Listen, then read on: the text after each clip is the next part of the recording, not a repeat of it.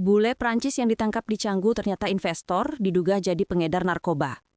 Seorang warga negara Prancis berinisial QAAS ditangkap aparat Polres Badung setelah kedapatan membawa berbagai jenis narkotika di kawasan Canggu.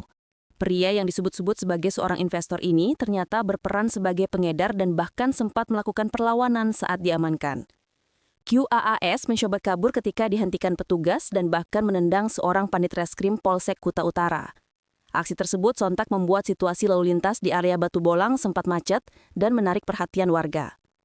Penangkapan bermula pada Jumat 28 November saat petugas melihat seorang WNA mengendarai motor Honda ADV secara ugal-ugalan, tanpa helm dan tanpa plat nomor.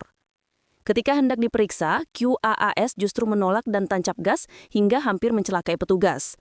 Pengejaran sejauh sekitar 700 meter berlangsung sebelum akhirnya pelaku berhasil ditangkap di Jalan Pantai Batu Bolong. Saat digeledah, petugas mendapati berbagai barang bukti narkotika dari kantong celana pelaku.